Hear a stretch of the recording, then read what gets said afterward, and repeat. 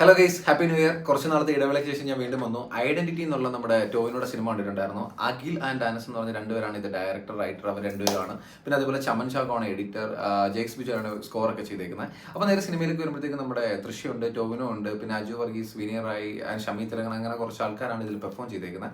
അപ്പോൾ എനിക്ക് എന്താണ് സിനിമ കണ്ടിട്ട് ഫീൽ ചെയ്തതെന്ന് ചോദിച്ചു കഴിഞ്ഞാൽ, എനിക്ക് ഇതൊരു ആക്ഷൻ ക്രൈം ത്രില്ലറാണ്. എനിക്ക് ഇതിനകത്ത് ഫസ്റ്റ് ഹാഫ് ഭയങ്കരമായിട്ട് ഇഷ്ടപ്പെട്ടു. ഫസ്റ്റ് ഹാഫ് ഭയങ്കരമായിട്ട് ഇഷ്ടപ്പെട്ടെന്ന് വെച്ചാൽ അതിൻ്റെ ഒരു ഇൻ്റർവൽ പഞ്ച് ആവട്ടെ, അതല്ലെങ്കിൽ അതിനകത്ത് ബാക്ക് ടു ബാക്ക് വരുന്ന സീൻസ്, ഈവൻ ക്ലൈമാക്സിന്റെ ഒരു പോർഷൻ ആദ്യമേ റിവീൽ ചെയ്തിട്ട് അവിടെ നിന്ന് അങ്ങോട്ടുള്ള ഒരു കണ്ടിന്യൂഷൻ ഭയങ്കരമായിട്ട് എനിക്ക് വർക്കായി. എനിക്ക് നന്നായിട്ട് ആ ഒരു ഫസ്റ്റ് ഹാഫ് ഇഷ്ടപ്പെട്ട് ഭയങ്കര ക്യൂരിയോസിറ്റിയോട് കൂടിയാണ് ഞാൻ സെക്കൻഡ് ഹാഫിലേക്ക് എത്തിയത്. പക്ഷേ സെക്കൻഡ് ഹാഫിൽ എനിക്ക് എന്തോ ആ ഫസ്റ്റ് ഹാഫിൽ തോന്നിയ അത്രയും തീവ്രത തോന്നിയില്ല. സെക്കൻഡ് ഹാഫ് ഓൾവേസ് ഓക്കെ ആണ്, ഞാൻ ഓക്കെ അല്ലെന്നല്ല, പക്ഷേ ഡിപ്പെൻസ് ഓൺ ഫസ്റ്റ് ഹാഫിലേക്ക് നോക്കുമ്പോഴത്തേക്ക് എന്തോ ഒരു സാറ്റിസ്ഫാക്ഷൻ ഫീൽ ചെയ്തില്ല. അതായത് അത്ര ശ്രദ്ധിച്ചിരുന്നാൽ മാത്രം മനസ്സിലാവുന്ന കൺഫ്യൂസിംഗ് ആയിട്ടുള്ള കുറേ എലമെന്റ്സ്, അതേപോലെ തന്നെ ആ ഒരു സീനിൽ നിന്ന് അടുത്ത സീനിലേക്കുള്ള ഒരു കണക്ഷൻ എവിടേക്കോ ഭയങ്കരമായിട്ട് മിസ്സാവുന്നത് പോലെയും ഒരുപാട് സീൻ ഇങ്ങനെ കുത്തിക്കയറ്റിയത് പോലെ, അതായത് അത്രയും ലെന്ത് സെക്കൻഡ് ഹാഫിന് വേണ്ടായിരുന്നു എന്ന് എനിക്ക് തോന്നിപ്പോയി.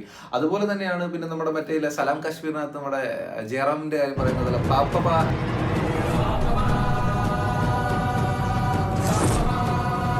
ആ ഒരു സീൻ ഉണ്ടല്ലോ, അതേപോലെ ഒരു സീൻ, അതൊക്കെ നിങ്ങൾക്ക് സിനിമ കാണുമ്പോൾ മനസ്സിലാവും. ഞാൻ അതിനെപ്പറ്റി ഒന്നും കൂടുതൽ പറയുന്നില്ല. അപ്പൊ എന്റെ അടുത്ത് എന്താണ് ഐഡന്റിറ്റിയുടെ ഒരു ഇതെന്ന് ചോദിച്ചു കഴിഞ്ഞാൽ, എനിക്ക് എന്റെ ബാക്ക്ഗ്രൗണ്ട് സ്കോർ ഒക്കെ നന്നായിട്ട് വർക്ക് ആയിട്ടുണ്ടായിരുന്നു. മീൻസ് ആ ഓരോ സീൻസിന് ആ എലമെന്റ് നന്നായിട്ട് കണക്ട് ആവുന്നുണ്ടായിരുന്നു. പക്ഷേ പെർഫോമൻസ് ആണെങ്കിൽ എനിക്ക് തൃശ്യൊക്കെ എന്തിനാണ് ഇതിൽ കൊണ്ടുവന്നതെന്ന് വെച്ച് കഴിഞ്ഞാൽ, മീൻസ് ഒരു മാർക്കറ്റിംഗ് റിലേറ്റഡ് അല്ലാണ്ട് ഏതൊരു നടിക്കും ചെയ്യാൻ പറ്റുന്ന ഒരു സാധാരണ റോൾ അല്ലാണ്ട് ഭയങ്കര എക്സ്ട്രാ ഓർഡിനറി ആയിട്ട് ചെയ്യാനുള്ളതൊന്നും ഉള്ളതായിട്ട് എനിക്ക് തോന്നിയില്ല. പിന്നെ ഷമി തിലകൻ കിടിലുമായിരുന്നു, അജു വർഗീസ് ഉള്ള പോർഷൻ കിടിലുമായിരുന്നു, പിന്നെ വിനയർ റായി ഒരു രക്ഷയില്ല.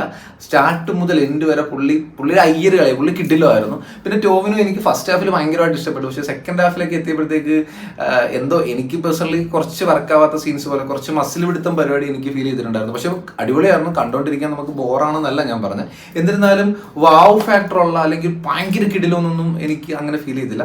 നമുക്ക് ജസ്റ്റ് വൺ ടൈം കാണാൻ പറ്റുന്ന ഒരു സിനിമയാണ്. പക്ഷെ ഒരു പോയിന്റ് എനിക്ക് എടുത്ത് പറയാനുള്ളത്, ആ ഫസ്റ്റ് ഹാഫ് ആ ഇന്റർവൽ പഞ്ചിൽ അവർ കൊണ്ട് നിർത്തി അതേ രീതിയിൽ അതേ ഒരു മൊഡ്യൂൾ മീൻസ് ഒഴുക്കിൽ ഇങ്ങനെ സെക്കൻഡ് ഹാഫും കൂടെ പോയിരുന്നെങ്കിൽ ഒരു രക്ഷയില്ലാത്ത കിട്ടില്ല സിനിമയായിരുന്നു. കാരണം അത്രയ്ക്ക് ഫസ്റ്റ് ഹാഫ് എനിക്ക് പേഴ്സണലി വർക്കായിരുന്നു.